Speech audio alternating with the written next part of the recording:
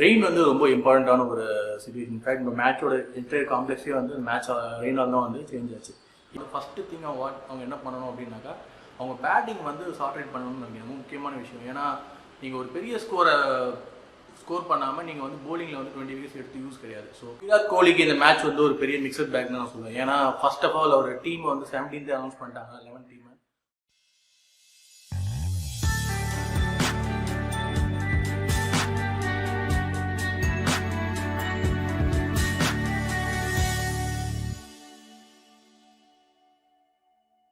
Hello sir.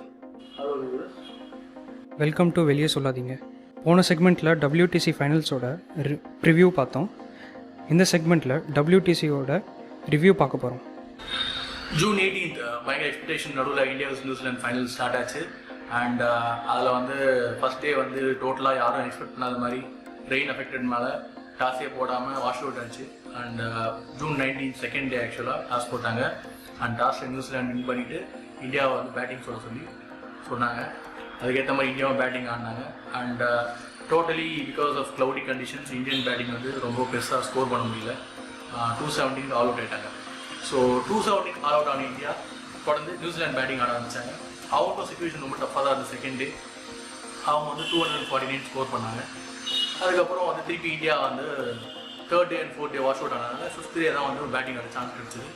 And அன்றைக்கி டீசெண்டாக ஓரளவுக்கு ஆடினாங்க. 69 for 2 இருந்துச்சு.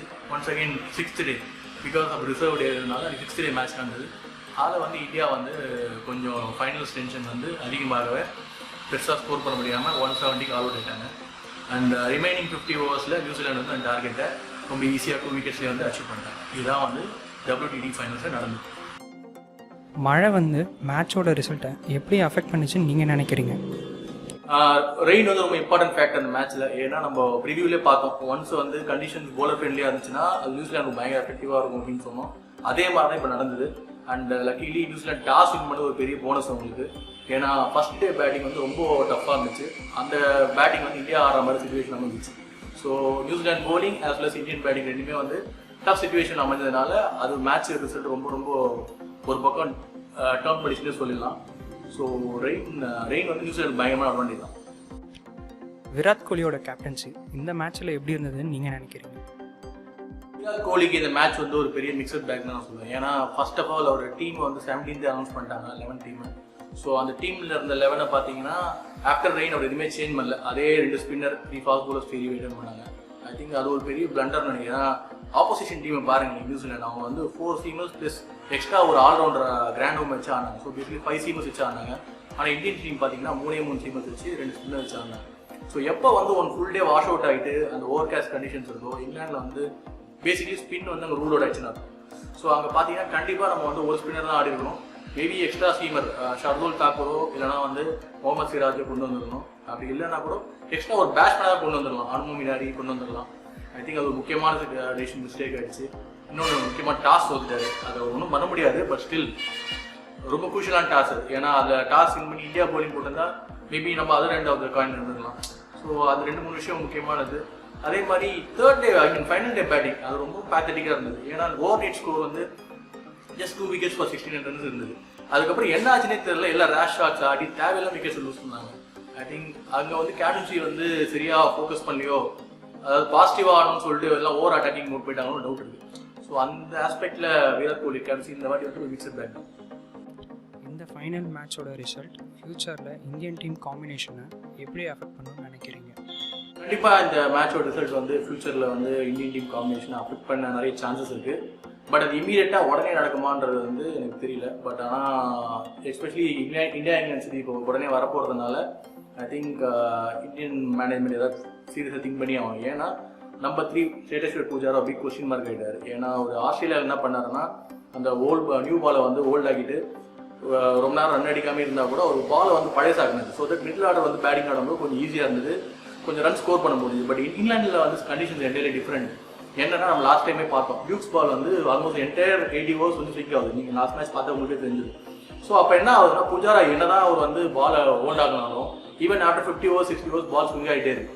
ஸோ அப்போ என்ன ஆகுதுன்னா, ஈவன் அந்த டைமில் வந்து ரிஷப் பாண்டோ இல்லை ஜடேஜா வந்தால் கூட அவங்களால ஃபாஸ்ட்டாக வந்து ஆக்சிலேட் பண்ண முடியல.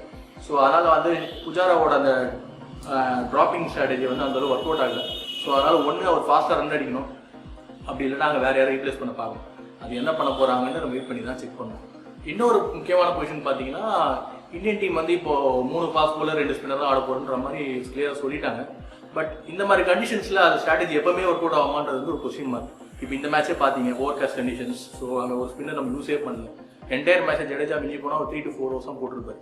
ஸோ அந்த மாதிரி சுச்சுவேஷனில் அவரோட ரோலே அங்கே ஒன்றுமே இல்லாமல் போயிடுது. ஸோ அப்போ என்ன பண்ணோம் நம்ம கண்டிப்பாக எது நம்ம 6 வந்து ஒரு பேட்ஸ்மேன் விளையாடணும், அப்படி இல்லைன்னா ஒரு seam bowling allrounder or normal சீமராக வச்சு ஆடணும். ஸோ அந்த சேஞ்ச் வந்து இந்தியன் டீம் கண்டிப்பாக யோசிப்பாங்கன்னு நினைக்கிறேன். அது ரொம்ப இம்பார்ட்டண்டான பாயிண்ட். வரப்போகிற இந்தியா இங்கிலாந்து டெஸ்ட் சீரீஸில் இந்தியா என்ன பண்ணால் ஜெயிக்கலான்னு நீங்கள் நினைக்கிறீங்க? ரொம்ப நல்ல கொஸ்டின் இது.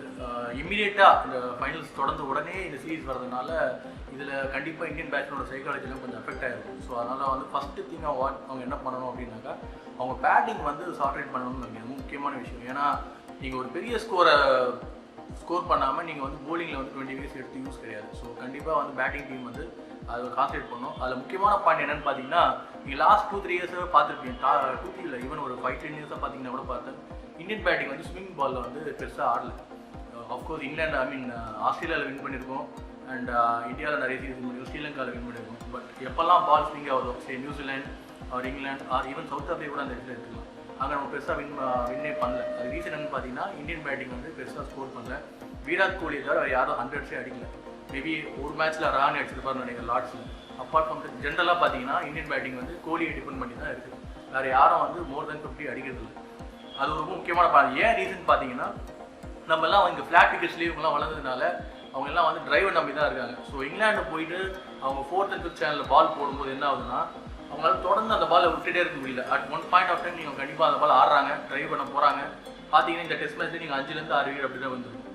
ஃபுல்லாக போட்ட பாலை போய் தேடி போய் அவுட்டாக இருப்பாங்க. ஸோ அது வந்து இந்தியன் டீம் ஒரு பேட்டிங் வந்து ஒரு பெரிய ப்ராபேக்காக இருக்குது. ஐ திங்க் அதை அவங்க கர்டில் பண்ணணும் அப்படின்னாக்கா நிறைய வந்து ஹரிசாண்டல் பேட் ஷாட்ஸ் ஆகணும். இன்னொன்று வித் ஸ்விங் ஸ்கொயர் ஆட கற்றுக்கணும். அவங்க எல்லாமே வீல் ஆடுறாங்க, வீல் ஆடும் போய் சொல்லிடுவாங்க. ஆனால் இந்த மாதிரி கண்டிஷன்ஸில் எப்போ ஒரு டேர்னிங் பிச்சுலையோ ஸ்விமிங் பிச்சுலையோ பார்த்தீங்கன்னா கொஞ்சம் ஸ்கொயர் ஆடணும். அப்போ தான் வந்து ஸ்லிப்பில் கேட்ச் போகாது. நேற்று கிளாசிக் எக்ஸாம்பிள் அஸ்வினோட டெஸ்ட் பார்க்கலாம். லாஸ்ட் மேட்ச்சில் ஒரு ஃபஸ்ட்டு பாலே பார்த்தீங்கன்னா அவர் அதே மாதிரி தூக்கி அடிச்சிருப்பாரு. அந்த பால் ஸ்லிப்புக்கு மேலே போயிருக்கும், அது எட்ஜ் வாங்கி 4 போயிருக்கும். அடுத்த பாலே கேப்டன் என்ன பண்ணியிருப்பாருன்னா அந்த ஸ்லிப்பை தூக்கி பின்னாடி வச்சிருப்பாரு. இவர் திருப்பி அதே ஷாட் ஆடுவார், அதே இடத்துல பால் போய் கேட்ச் போயிருக்கும். ஸோ அது பார்த்தீங்கன்னா அவர் வந்து அந்த 4th சென்ச்சுரியில் போய் ட்ரைவ் பண்ண போனால் தான் அந்த ப்ராப்ளம் வந்து. இது அவருக்கு மட்டும் இல்லை, பான் பண்ணார், ரோஹித் சர்மா பண்ணார், எல்லாரும் பண்ணார். ஐ திங்க் அந்த ஒரு பாயிண்ட் ரொம்ப கிரிட்டிக்கல். அதுக்கு வந்து பேட்டிங் கோச் ஏதாவது பண்ணி அவங்க அந்த ஷார்ட்டை கர்டைல் பண்ணால் தான் நம்ம வந்து அந்த இங்கிலாந்து சீரீஸில் ஒரு ஸ்கோர்ஸ் கொடுக்க முடியும். போலிங் பொறுத்த வரைக்கும் பெரிய சேஞ்சஸ் பண்ண தேவையில்லை. 4 சீமரால் ஆல்ரவுண்டராக தான் மெயினாக பார்க்கணும். அதை தவிர போலிங்ஸ் ஆல்மோஸ்ட் ஓகே தான். இதுதான் மெயினாக பண்ண வேண்டியது. இந்த ரிவ்யூவை வந்து பார்த்த எல்லா ஆடியன்ஸ்க்கு ரொம்ப தேங்க்ஸ். அண்ட் ஃபியூச்சரில் நம்ம sports activities and sport related இன்ஃபர்மேஷன்லாம் இந்த வீடியோவில் நிறைய பார்க்கலாம். கீப் டியூன்ட் அண்ட் வாட்சிங் ஃபார் தி சேம் வீடியோ.